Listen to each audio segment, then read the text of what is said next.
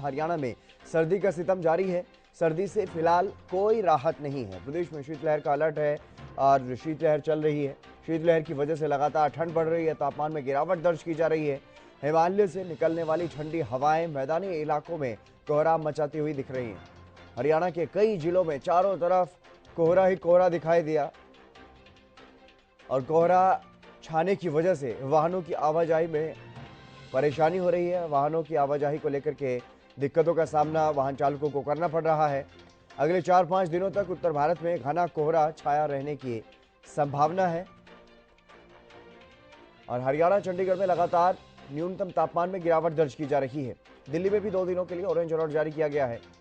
ये बड़ी खबर आपको बता रहे हैं। हरियाणा में और दिल्ली एनसीआर में सर्दी का सितम देखने को मिल रहा है। सर्दी में बढ़ोतरी दर्ज की गई है। नए साल के बाद से लगातार ये स्थिति बनी हुई है, कोल्ड वेव की स्थिति बनी हुई है और घना कोहरा भी छाया हुआ है।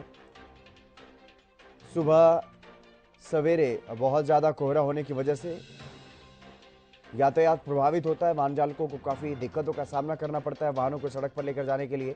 तो वहीं किसानों के लिए कुछ फ़ायदेमंद भी ये ठंड और कोहरा, खासतौर पर गेहूं की फसल के लिए ये कोहरा काफ़ी फ़ायदेमंद साबित होता है।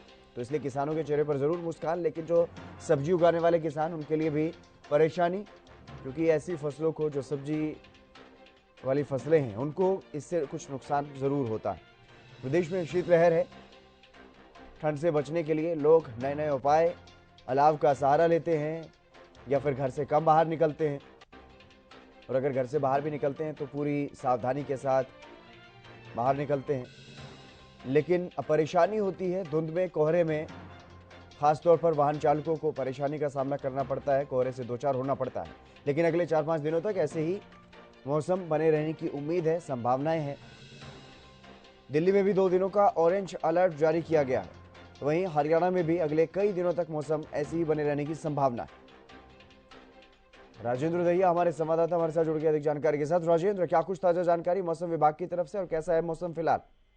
जितेंद्र, अगर बात करें तो आज काफी जो ठंड है और जिसके कारण लोगों को तो परेशानी हो ही रही है, साथ ही इसमें जो है रबी की फसल है उसमें काफी फायदा पहुंचने वाला है, क्योंकि रबी की फसल ठंड में ही अच्छी फुटाव लेती है।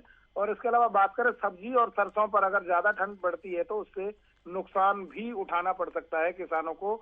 और साफ तौर पर कहें तो वाहन चालकों की रफ्तार भी आज जो है काफी धीमी नजर आ रही है, क्योंकि जिस तरीके से सर्दी एकदम से बढ़ गई है पूरी तरह से, तो कहीं ना कहीं लोगों को इस पर पूरा असर जो है लोगों पर पड़ता हुआ दिखाई दे रहा है। जी, वही रोजमर्रा की दिनचर्या वाले लोगों का, जैसे कोई नौकरी पर जाने वाले या फिर रेडी फड़ी लगाने वालों को क्या कुछ परेशानियों का सामना करना पड़ रहा है इस ठंड में? देखिए, साफ तौर पर कह सकते हैं कि लोग अलाव का सहारा ले रहे हैं, लेकिन वाहन चालकों की अगर बात करें तो जिस तरीके से धुंध भी है और ठंड भी है और साथ ही पॉल्यूशन भी है, डबल मार जो लोगों को झेलनी पड़ रही है।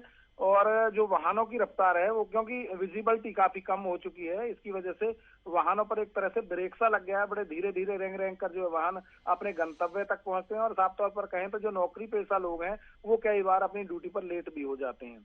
इसके अलावा रेहड़ी पटरी वालों की बात करें तो बेचारे जिस तरीके से अपना लालन पालन करते हैं रेहड़ी पर फल या सब्जी लगाकर, तो उनके लिए काफी मुसीबतें यहाँ पर खड़ी हो गई हैं। लगातार अलाव का सहारा वो जगह जगह लेते हुए दिखाई देते हैं और उसके बावजूद उन्हें अपनी रोजी रोटी के लिए इधर उधर जो है भटकते रहते हैं। जी जी, तमाम जानकारी देने के लिए बहुत शुक्रिया राजेंद्र। तो सर्दी बढ़ रही है और इससे आम लोगों को भी परेशानी हो रही है, दिनचर्या भी प्रभावित हो रही है और खासतौर पर वाहन चालकों के लिए परेशानी धुंध और कोहरे की वजह से।